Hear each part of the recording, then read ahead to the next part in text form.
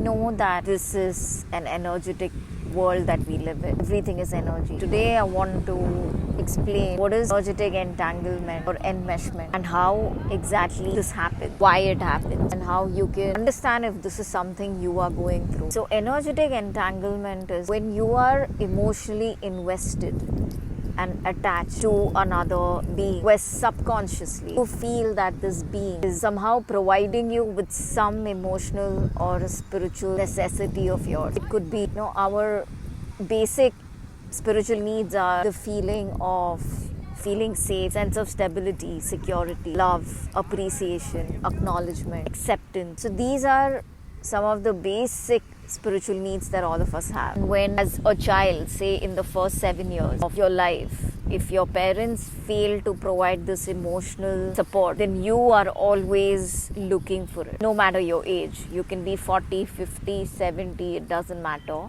You're always looking for that because emotionally you're wounded, your inner child is wounded.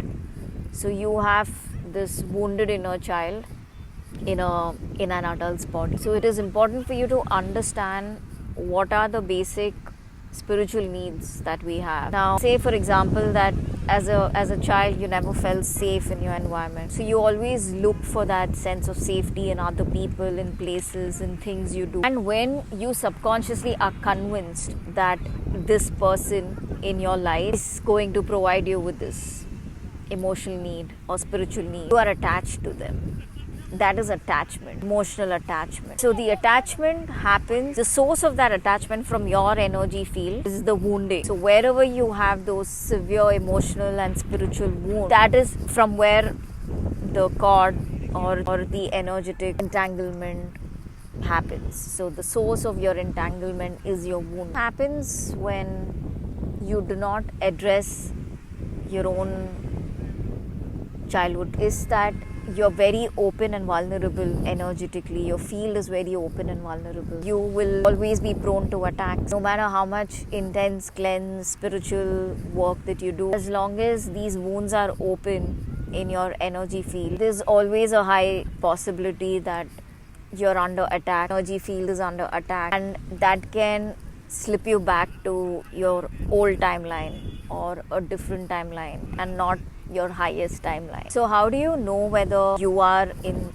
some sort of an energetic entanglement? Let's say that a friend calls you and you're in the middle of something, you don't answer the call, but suddenly just looking at their name flashing on your phone, immediately your energy shifts inside. So this happened to me recently where I got a call but I didn't answer the call because I am trying to say, basically I have decided to cut off that person from my life because of a lot of different reasons. So the minute they called, I saw their name on my energy shifted. But because this entanglement is with a very close family member, I tried to ground myself immediately and became fully aware of what was going on in my own energy field. But when you're hit, it's best to just zoom out and observe what is going on and fully accept whatever it is that's coming up. So after like a couple of hours, I started sensing their own fears, their own insecurities, and the negative emotions that whatever they are going through, I started feeling it intensely. And I immediately knew that this is not my vibration. So it really helps to understand what is your own soul light. What does it feel like? What does your point zero, without all the traumas or without all the, everything that you've gone through, the wounding. Every soul has a soul. So with more intense practice and regular practice, you will understand that this is my, what is the word that they use actually? This is like your signature frequency. So now I very well recognize my own soul frequency. So the minute I sensed a different vibration in my energy field, immediately you have to call out that energy, that this isn't mine, leave. That's the power that our voice and the command we give, that's the power our voice has. So self-knowledge is very important here to truly know who you are, like deep down. So the minute you sense another vibration in your field, you can immediately call out that energy. So the minute you call out that energy, as per the universal rule or the law of the cosmos, it's like you catch the thief and they are out. Now there's another reason why this happens. The reason why your own divine self allows this entanglement to manifest in your reality, in your life, is somewhere to teach you a lesson with love, of course. It's not how we were, I'm going to teach you a lesson or with that fear base. No, everything is love based. So you have some lesson to learn, and that's why this is happening.